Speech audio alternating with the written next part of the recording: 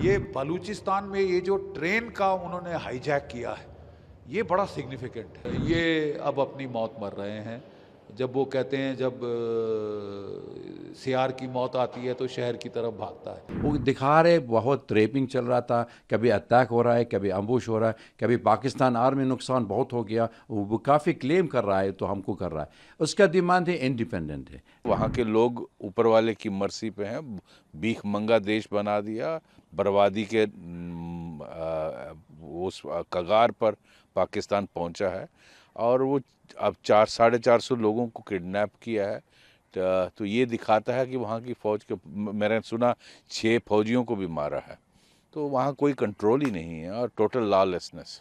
मौलाना diesel ने पाकिस्तान की parliament के फ्लोर पे कुछ ही दिन पहले कहा था कि 4-5 ज़िले हैं जो अपनी आज़ादी डिक्लेयर करने वाले, और साहब वो तो तकरीबन पाकिस्तान के कंट्रोल से तो बाहर है। बलूचिस्तान, जहाँ तक खैबर पख्तूनख्वा का सवाल है, तहरीके तालिबान पाकिस्तान, ये दोनों मिलके कत्ल गारत कर रहे हैं पाकिस्तान की फ़ौज की।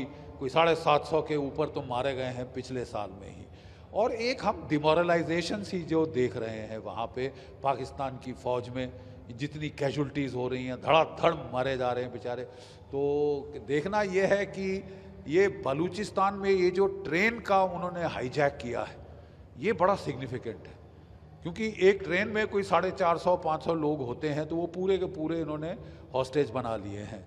कह रहे हैं कि औरतें बच्चों को छोड़ दिया है। पहली खबर आई थी कि 100 के करीब इन्होंने हॉस्टेज बनाए हैं। अब खबर आ रही कि नहीं, पूरी ट्रेन तकरीबन अभी तक इनकी हॉस्टेज है। और पाकिस्तान को ये उन्होंने धमकी दी है कि अगर तुमने कुछ किया तो ये सारे हॉस्टेजेस को शूट कर देंगे। ये बड़ा डेलिकेट ऑपरेशन होता है हॉस्टेज रेस्क्यू, और मुझे नहीं विश्वास कि पाकिस्तान की आर्मी इतने डेलिकेट ऑपरेशन इतने नाजुकी से कर लेगी कि बगैर आम जनता को मारे वो टेररिस्टों को ख़त्म करें। बड़ा प्रिसीजन ऑपरेशन होते हैं। हमारी एनएसजी कर लेती है, लेकिन पाकिस्तान की फ़ौज का स्टाइल है कि वो रंगत दिखाते हैं। वो अपने F-16 ले आएंगे, तोपे ले आएंगे, टैंक ले आएंगे और जनता को, जनार्दन को उसमें कुचल देंगे बीच के अंदर।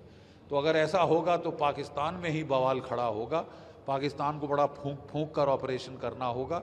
ऑलरेडी वो हॉस्टेज नेगोशिएशंस ऐसी हालतों में शुरू की जाती हैं और उससे टाइम गेन किया जाता है, पता करने कौन किधर कहाँ कितने हैं, कहाँ कहाँ है, कैसे इन पे अटैक किया जाए। रात में ऑपरेशन ज़्यादा प्रेफरेबल होते हैं, लेकिन रात में ऑपरेशन जो है उसमें कौन सिविलियन कौन टेररिस्ट ये ढूंढना बड़ा मुश्किल होगा। शायद इनको डे लाइट में करना पड़ेगा। इन्होंने ट्रेन में आग तो लगा ही दी है, तो ये काफ़ी हैम हैंडेड ऑपरेशन मुझे लगता है पाकिस्तान की फ़ौज करेगी, जिससे सिविलियन बेवजह मारे जाएंगे और ज़्यादा गफलत बढ़ेगी। पाकिस्तान की फ़ौज को आपको याद होगा 1971 के बाद पहले तो जनरल टिक्का खान साहब ने बुचर ऑफ बांग्लादेश का टाइटल अर्न किया था वहाँ पे कत्ल गारत करके। फिर वो बलूचिस्तान 1973 में वो फिर बुचर ऑफ बलूचिस्तान के नाम से वो कुख्यात हुए थे। अपनी फ़ौज के साथ पागलों की तरह टूट पड़े थे आम जनता, आम आवाम पे। अब ये नहीं चलेगा साहब, क्योंकि अब पाकिस्तान को अगर वो ऐसी हरकतों से बाज नहीं आए, जेनोसाइडल मार काट, औरतें बच्चे मारने, सिविलियंस मारने, जब तक वो बंद नहीं करेंगे, प्रॉपर काउंटर इंसर्जेंट ऑपरेशन नहीं करेंगे पिन पॉइंटेड, उसमें साहब आपको सर्जन नाइफ लगाना पड़ता है। वो क्या कहते हैं, कसाई का झटका नहीं आप मार सकते। बट पाकिस्तान की फितरत रही है कि जब भी वो काउंटर इंसर्जेंट ऑपरेशंस करते हैं तो पहले तोपें चलाते हैं, F-16 चलाते हैं, सब कुछ चलाते हैं। अब भारत की फ़ौज ही है जो केवल राइफलों से कंट्रोल करती है, उसमें बेवजह नुकसान नहीं होता। क्या पाकिस्तान की फ़ौज ऐसा कर पाएगी? ये बड़े टेस्ट पे है। पूरी दुनिया की आंखें अब बलूचिस्तान की ओर है, और बलूचिस्तान मुझे तो लगता है अब समय की बात है। No army can withstand the strength of an idea whose time has come, ये विक्टर ह्यूगो ने कहा था, और 1971 के पहले ये बहुत लागू था। आज फिर हमें लग रहा है, हम जो लड़े हुए हैं 1971 का युद्ध, हमें फिर लग रहा है कि साहब the time for the birth of Balochistan has come. Sir, क्या इंडिया पर इम्पैक्ट या किसी तरीके अलर्ट हमको तो केयरफुली वॉच तो करना ही पड़ेगा, अलर्ट भी हमको रहना पड़ेगा, क्योंकि बात ऐसी है कि पाकिस्तान की फ़ौज ध्यान बटाने के लिए कुछ भी कर सकती है।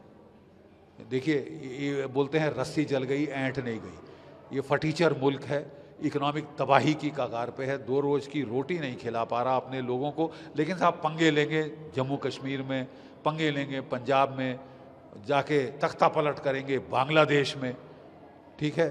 तो ये अगर अपने गरमान के अंदर झांकें, अपने घर में झांकें, तो ज़्यादा इनके लिए बेहतर होगा।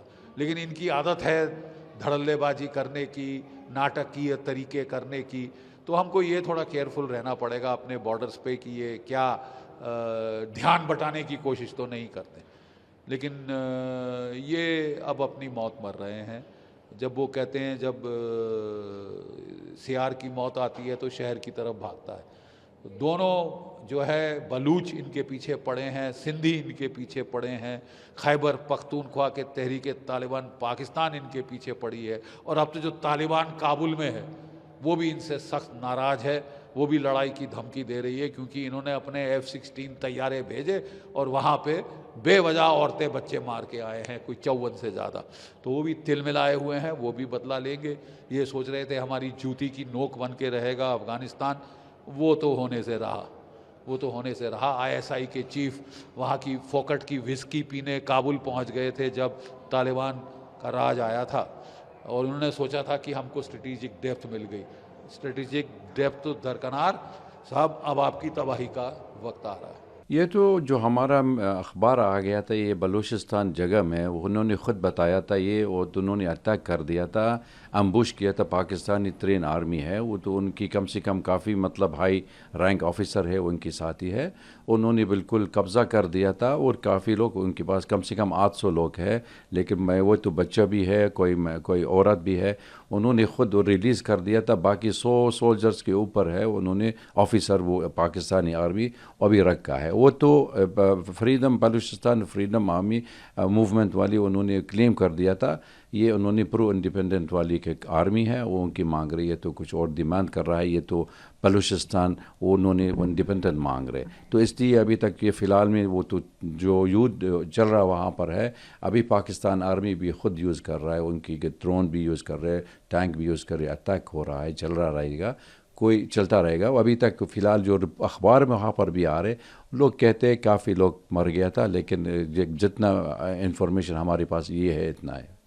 सर, ये डिमांड क्या है और किस तरह की कोई कैजुअल्टी वगैरह?